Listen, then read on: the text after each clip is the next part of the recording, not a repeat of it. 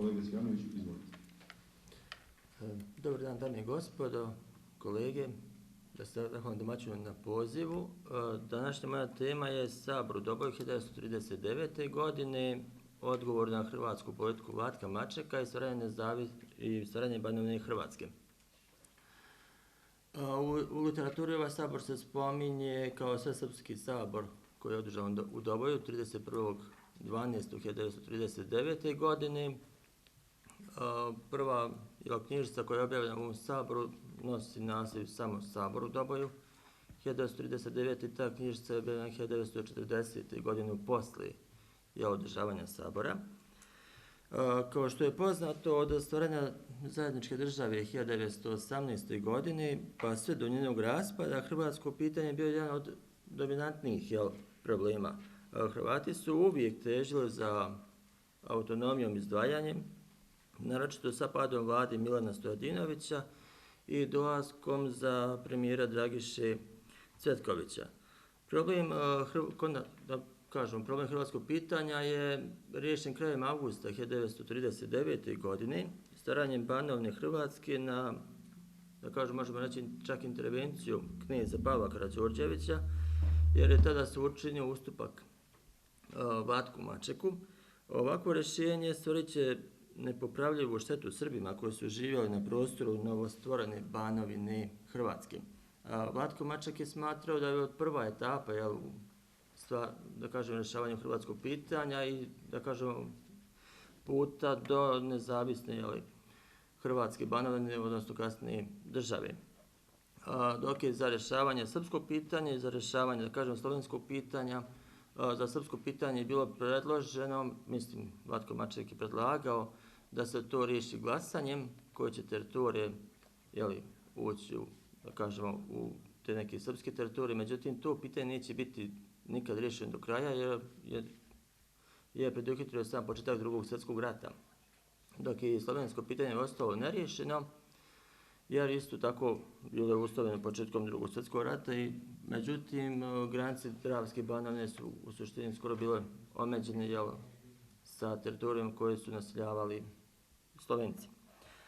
Knez Pavla je udovoljio svim maksimalističkim zahtjevima Vlatka Mačeka, vođe Hrvatske seljačke stranke, odnosno HSS-a i predstavnika Hrvata.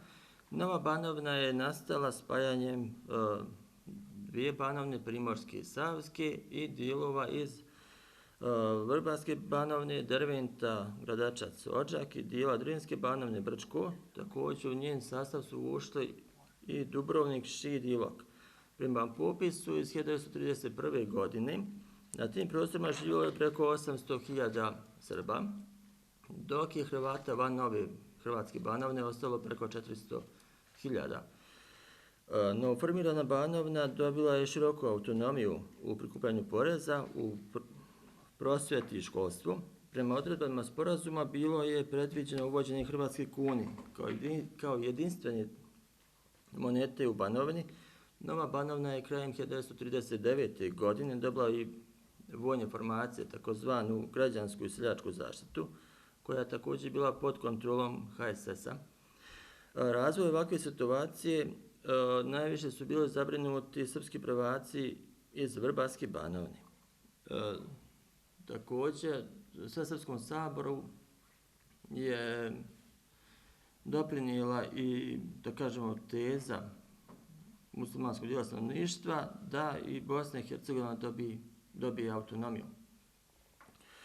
Svoje jedinstvo i nacionalno osviješćenost sebe su pokazali na Saboru u Doboju 31.12.1939. godine, dok se u literaturi, što smo uspjeli da pronađemo, spominje se novembar 1939. Međutim, uspjeli se da utvrdimo da je to bilo 31.12.1939. godine. Na Saboru se našli predstavnici svih prosvjetnih građanskih udruženja Srba iz cijele Bosne i Hercegovine, to je Srpski kulturni klub, Prosvjeta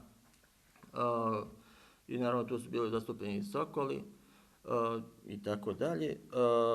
I svi oni su jednoglasno odbacili stvaranje Banovine Hrvatske, raspačavanje Jugoslavije i umanjivanje srpskih žrtava iz Prvog svjetskog rata.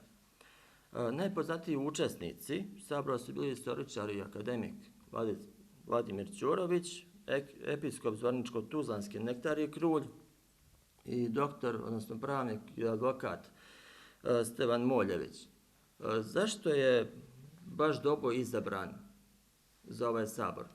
Kao što je poznato, Doboj u Vrbarskoj Banovini nije bio ništa pretjerano razvijen grad. Niti je bio industrijski grad, niti je, da kažemo, bio neki kulturni centar. Doboj je izabran iz prostog razloga što je u Prvom svjetskom ratu u Doboju bio prvi koncentracioni logor na teritoriji Europe. I jednostavno tu, da kažemo, Doboj smatra mjesto najvećih stradanja srpskog stanovništva sa prostora Austro-Ugarske. Možemo tu, naravno, i stradali su srpske vojnici iz Srbije i iz Crne Gore u manjem broju. Sve do Drugog svjetskog rata za srpski narod je bio mjesto stradanja. Albanska Golgota, što bi rekao sveti vladika Nikolaj Velimirović, ili ostrvo Vido bosanskih Srba.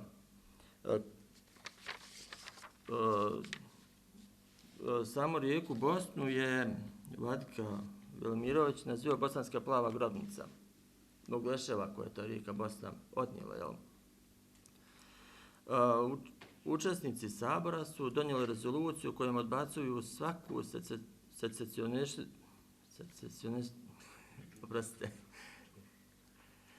secesionističku aktivnost i traže ponovno uspostavljanje Vrbarske, Savske i Primorske Banovine u granicama do avgusta 1939. godine.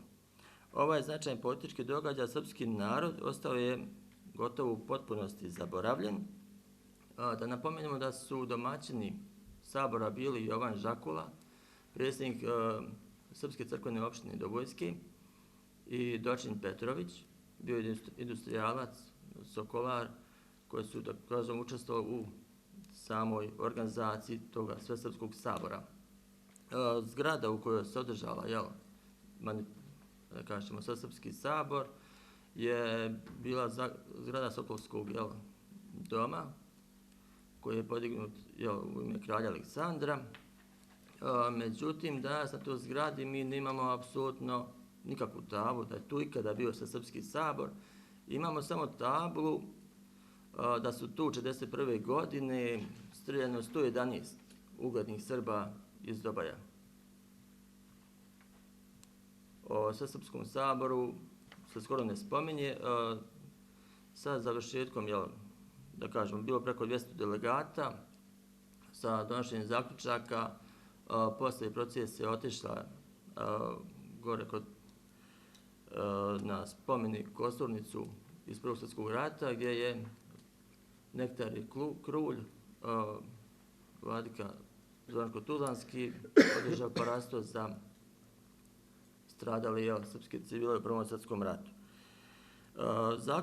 Zaključci ovog sabora su bili da srpski narod se u cjelini mora ujediniti, da razmišlja istom mišlju, da sačuva živote, jer su bili svjesni šta se u suštini dešava. Nastankom NDH vlasti nisu blagonaklono 1941. gledale na učesnike sabora, jer su čak i pojedine učesnike u maju i aprilu već 1941. godine, pošto su koji su bili učesnici, strijeljali. Strijeljali su vođe iz Drvente i Doboja.